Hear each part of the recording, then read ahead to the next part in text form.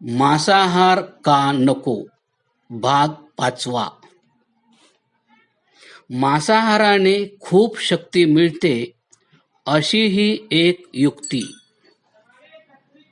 ही चुकीची युक्ती विज्ञानाच्या नावाखाली दिली जाते. शक्ती ही कार्बोहायड्रेट्स पासून मिळते. कार्बोहायड्रेट्स हे केवळ वनस्पतीमध्ये असतात, मांसात नाही. शरीराचे कार्य चालविण्यासाठी शक्तीची आवश्यकता आहे आणि ही शक्ती सर्वात जास्त तूप, बदाम, शेंगदाणे वगैरे मधून मिळत असते. यावरून स्पष्ट दिसेल की खरी शक्ती शाकाहारी खाद्यापासूनच मिळते. बदाम, शेंगदाणे उत्तम आहेत. एवढेच नव्हे तर बाकीचे आवश्यक तत्व पण शाकाहारातूनच मिळतात.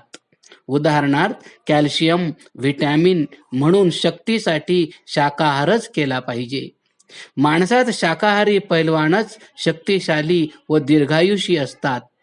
आधुनिक पर्यावरणाच्या संशोधनाने हे सिद्ध केले आहे की वनस्पती या प्रोड्युसर्स आहेत. त्यावर अवलंबून शाकाहारी प्राणी हे प्रायमरी कन्झ्युमर्स होत. शाकाहारावर जगणाऱ्या मांसाहाऱ्यांना सेकंडरी कन्झ्युमर्स म्हटले आहे व मांसाहारी प्राण्यावर जगणाऱ्या प्राण्यांना टर्शरी कन्झ्युमर्स म्हटले आहे. फूड व्हॅल्यू ही प्रायमरी कडून कन्झ्युमर्सकडे कमी होत जाते व डिकंपोजर्स मध्ये संपते. यालाच एनर्जी पिरॅमिड असे म्हणतात. अन्नधान्याची समस्या सोडविण्यासाठी मांसाहार. लोकसंख्या झपाट्याने वाढत आहे व अन्न कमी पडत आहे. ही समस्या सोडविण्यासाठी मांसाहार आवश्यक आहे असे सांगितले जाते, परंतु ही चुकीची कल्पना आहे. कारण क्रमसंख्या 1, जिथे अन्न नाही तिथे प्राण्यांचे मांस खाणार तर प्राण्यांचे खाद्य कोणते? वनस्पतीशिवाय प्राणी जगू शकत नाहीत. समुद्रातील प्राणी सुद्धा तिथे असणाऱ्या वनस्पतीवर जगतात. समुद्रामध्ये सुद्धा प्राणी पाण्यातील वनस्पती, शेवाळ यावर जगतात. टुंड्रा प्रदेशात सुद्धा प्राणी वनस्पतीशिवाय जगू शकत नाहीत. फक्त बर्फात वनस्पती झाकल्या जातात म्हणून दिसत नाहीत. म्हणजे अशा प्रदेशातही वनस्पती उगवतात. मग आपणच वनस्पती वापरून आपली समस्या का सोडवू शकत नाहीत? क्रमसंख्या 2, मांसाहारी लोक मांसात मसाले वापरून त्यास चमचमीत बनवतात. त्यासोबत त्यांना पोळी, भात आदी पदार्थही लागतात. नुसती मांस खाणारी मंडळीही खूप कमी आहेत. मग हे सगळे जण अन्न अधिक संपवितात. मांसाहारी लोक दारू पिऊन मांसाहार करतात, त्यामुळे पण जेवण अधिक घेतात. म्हणून अन्नधान्याची समस्या ते सोडवू शकत नाहीत. क्रमसंख्या 3, मांसाहारामुळे प्राणी मारले जातात. त्यामुळे शेतीला खत मिळत नाही, दूध दुभते होत नाही, मशागत करण्यासाठी बैल मिळत नाहीत. म्हणून शेतीत उत्पन्न कमी निघेल.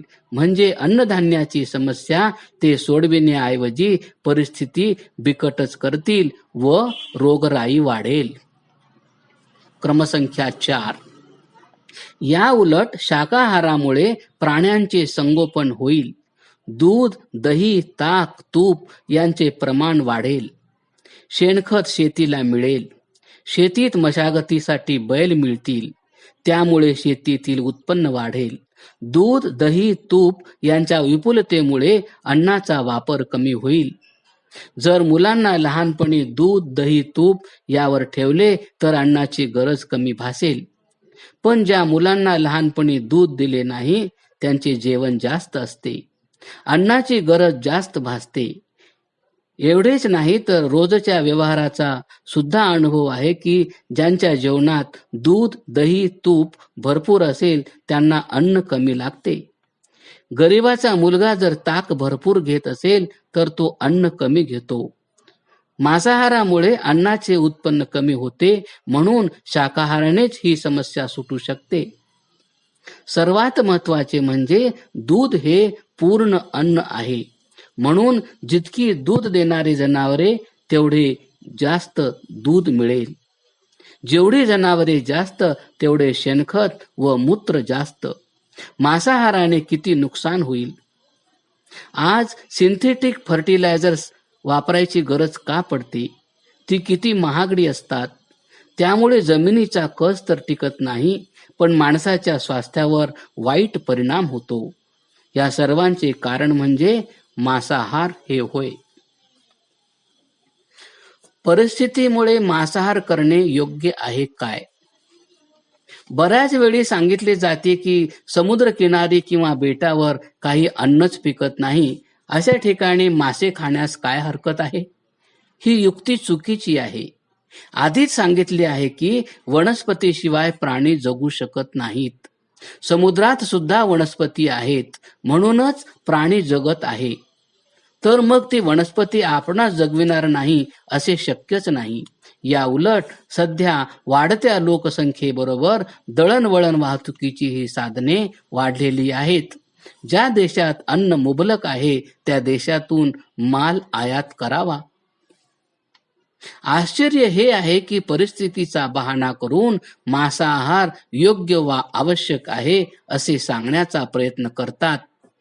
पण भारताच्या मध्य भागात जेथे अन्न भरपूर आहे, ज्याच्या घरी दूध अन्न आहे, तेथे सुद्धा मांस खाणारी मंडळी आहेच ना.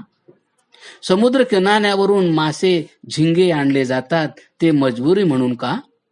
परिस्थिती म्हणून का? नाही, हे निव्वळ बहाणे आहेत. मासे, कोंबड्या, बकऱ्या या प्राण्यांचा उपयोग काय? यांच्या संख्येवर नियंत्रण कसे ठेवायचे? मांसाहारी मंडळी अनेक युक्त्या देत असतात. त्यातीलच विज्ञानाच्या नावावर ही थाप आहे. निसर्गातील प्रत्येक प्राण्याचे पर्यावरणात संतुलन ठेवण्यासाठी तर उपयोग आहेतच, पण आयुर्वेदाने याचा सखोल अभ्यास करून प्राण्याचे अनेक प्राणीजन्य पदार्थ उपयोगात आणले आहेत. निसर्ग हा परिपूर्ण आहे. त्याचे परफेक्शन न कळल्यामुळेच असा विचार केला जातो. कोंबडीचे पंख विष्ठा कामाला येते.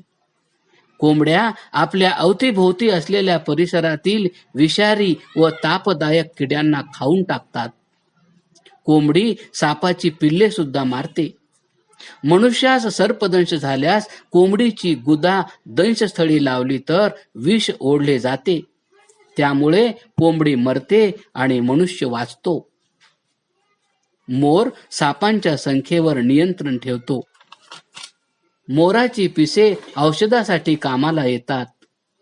जर त्याची गुदा सर्पदंशस्थळी लावली तर मोर मरत नाही, विष उतरते. मोर सुद्धा अनेक किडे खाऊन परिसर स्वच्छ ठेवतात.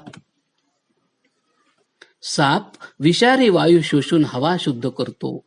उंदीर खाऊन संख्येवर नियंत्रण ठेवतो. बकरीचे मूत्र, दूध, विष्ठा सर्वच उपयोगी आहे. मासे पाणी शुद्ध करतात. पाण्यातील वनस्पती खातात. पाण्यातील ऑक्सिजन घेऊन कार्बन डायऑक्साईड वनस्पतीला देतात. म्हणजे ते एक दुसऱ्यांना पोषक आहेत. सर्व प्राण्यांपासून जमिनीला खत मिळते. सेंद्रिय खतासाठी मारामाऱ्या करण्याची गरज पडणार नाही. या सर्वांच्या संख्येवर नियंत्रणाची व्यवस्था परमेश्वरानेच करून ठेवली आहे. मनुष्याने त्यांना विशेष संरक्षण दिले नाही तर आपोआपच कोंबड्या, मांजर, कुत्रे खाऊन टाकतात. भाकड जनावरांना मारले तर काय बिघडेल? दुभती जनावरे, गायी, म्हशी जेव्हा दूध देत नाहीत तेव्हा त्यांना भाकड म्हणतात. या सर्व जनावरांना सांभाळणे परवडत नाही असे अनेक विचारवंतांना वाटते आणि स्वतःच्या जिभेचे चोचले पुरविण्यासाठी जनावरांना मारून खावे असेही सांगतात. हे अविवेकी लक्षण होय. जनावरांचे दूध बंद झाले म्हणजे त्याला भाकड म्हणतात, पण गाभण असल्यानंतर त्याला भाकड म्हणता येत नाही. म्हातारी जनावरे जरी दूध देत नसतील, काही काम करत न करता केवळ पालापाचोळा खाऊन जगले तरी त्यांचा उपयोग आहेच. त्यांचे मलमूत्र म्हणजे नैसर्गिक खत होय. इतर रासायनिक खतापेक्षा हे नैसर्गिक खत सर्वाधिक उत्तम असते. रासायनिक खतेही महागडे असतात. शेतकऱ्यांना ती परवडत नाहीत. समजा लोकांकडे भाकड जनावरे सांभाळण्याची व्यवस्था नसेल तर मग शासनाने वन खात्याच्या मार्फत सर्वात अगोदर जंगलात वेगवेगळ्या ठिकाणी भाकड पशु संगोपन केंद्र सुरू करावे. तेथे जंगलातच पालापाचोळा खाऊन ही जनावरे जगतील व त्यांच्यापासून कंपोस्ट खत तयार करावे व ते विकावे. एक जनावर त्याच्या किमतीपेक्षा जास्त खत देत असते, म्हणून भाकड जनावरे सांभाळावीत. आजच्या शासनाची अविवेकी धोरणे आहेत. लोकांना मूर्ख बनविण्यासाठी केवळ भाकड जनावरे मारले जातात असे सांगितले जाते. अनेक अद्ययावत विद्युतवर चालणारे कत्तलखाने ऋषीमुनींच्या व साधू संतांच्या या पुण्यभूमीत सरकारी कर्जावर सुरू केले आहेत. मांस परदेशी पाठवणे, जिभी परदेशाला पाठविण्याचा धंदा सरकारने केला. रोज हजारो लाखो जनावरे कटाईसाठी लागतात, मग त्यांना केवळ भाकडच लागतात का? शक्यच नाही. लहान वासरे, गाभण गाई, म्हशी, बैल, कसलीही जनावरे कटाईला पाठविली जातात. पैठण सारख्या संत पुण्यभूमीत सुद्धा एक मोठा आधुनिक अद्ययावत कत्तलखाना चालू झाला आहे. तेथे रोजच्या रोज 100-200 म्हशी कापल्या जातात व त्यांचे मांस परदेशाला जाते. एक भाकड असो वा दुभत्याची व वासरू उपयुक्त असो किंवा अनुपयुक्त असो, माणसाने विनाकारण त्याला मारणे चूक आहे. दुसरे म्हणजे भाकड या नावाखाली सर्व जनावरांची कटाई होत आहे. तिसरे भाकड असले तरी त्यांना न मारता जगू द्या. जिवंत राहून तुम्हाला ते जास्त फायदा देतात. असे पाप का करता? माणूस सुद्धा वयाच्या 10-12 वर्षापर्यंत व म्हातारपणी रोगी व कुचकामी असतो. त्याला सांभाळणे अवघड जाते, म्हणून त्यांनाही मारून टाकण्याचा धंदा सुरू करावा का? प्राण्यांचा व माणसांचा आत्मा सारखाच असतो. तुम्ही जर जनावरांच्या जन्माला गेलात तर तुम्हाला काय वाटेल, तेच प्राण्यांना वाटत नाही का? मनुष्य हा त्याचा काळजीवाहक असताना असा धोका देणे, विश्वासघात करणे चांगले नाही. येथेच मानवता, माणुसकी, दया, माया, इमानदारी, कृतज्ञता सर्व संपली. म्हणून मांसाहार बंद केला की कत्तलखाने बंद होतील. प्राणी संपले की माणसे सुद्धा पुरणार नाहीत. एक जीव दुसऱ्यावर अवलंबून आहे. या दृष्टीने पाहिले तर मांसाहार करणे किती चुकीचे आहे हे आपणास लक्षात येईल. अंडे शाकाहारी? अंडे हे सुद्धा शाकाहारी मध्येच मोडतात असा युक्तिवाद केला जातो. 1961 मध्ये युनिसेफने handbook of poultry officers in India हे पुस्तक छापले. त्यात अंड्यांना शाकाहारी असे खोटे नाव दिले. परंतु वैज्ञानिकांनी यावर अनेक प्रयोग केले आहेत. अंड्याच्या कवचाला अनेक छिद्रे असतात व त्याद्वारे ते श्वसनक्रिया करत असतात. श्वसनक्रिया बंद पडली व ऑक्सिजन नाही मिळाला तर ते मरतात. त्याचा दुर्गंध येतो. यावरून अंडे हे शाकाहारी नसून मांसाहारी आहेत. त्यात HCl, DDT यासारखे विषारी पदार्थ असतात. 1971 मध्ये मिशिगन युनिव्हर्सिटी अमेरिका येथील वैज्ञानिकांनी अंडे हे सजीव आहेत हे सिद्ध करून दाखवले आहे. वनस्पती जीवधारी आहेत, मग त्यांना खाल्ल्याने पाप लागत नाही, तर मग प्राणी खाल्ल्याने पाप कसे लागते?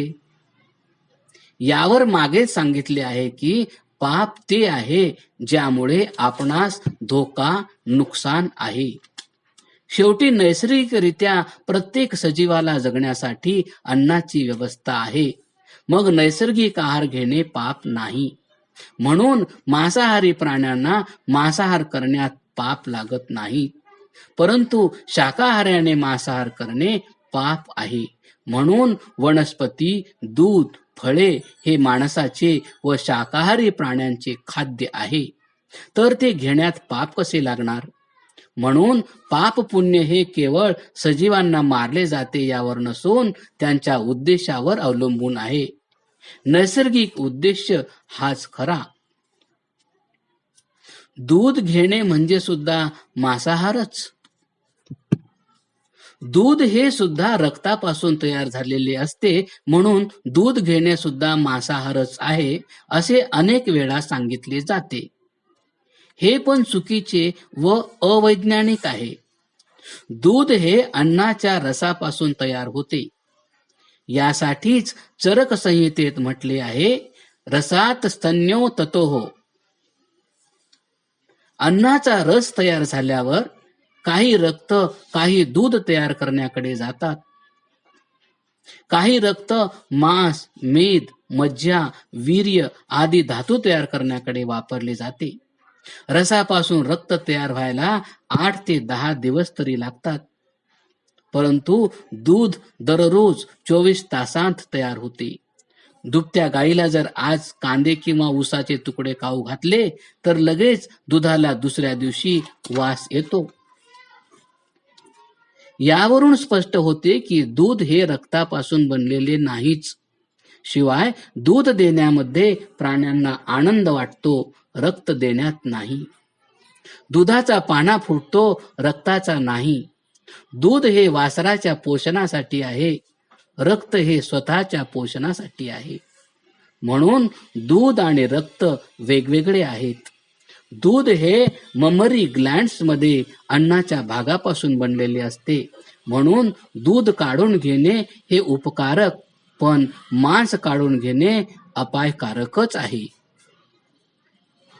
दूध वासरासाठी असते ते माणसासाठी घेतले तर पाप लागत नाही का? दुभत्या जनावरांना सांभाळणे, त्यांना खूप खाऊ घालणे, त्यांचे क्रॉस ब्रीड करणे वगैरे कारणामुळे दुधाचे जनावरावर दूध जास्त देते. ही जर काळजी घेतली नाही तर दूध जास्त तयार होत नाही. मग वासराला तरी किती मिळणार? वनगाईचे इतरांचे उदाहरण घेतले तर लक्षात येईल. निसर्गात नेहमी हिरवा चारा मिळत नाही. दूध उत्पादक पेंड, भुसा वगैरे मिळत नाही. म्हणून दुधाची क्षमता न सांभाळलेल्या जनावरांत कमी असते. आपण जनावरांना सांभाळतो, त्याचा फायदा त्यांच्या वासरांनाही देतो आणि आपणही घेतो. यात ना पाप ना अन्याय आहे. वरील सर्व युक्त्या अविवेकी आहेत. म्हणूनच असे म्हटले आहे, इंद्रिय दोषात संस्कार दोषाः, संस्कार दोषाच्च अविद्या. क्रमशः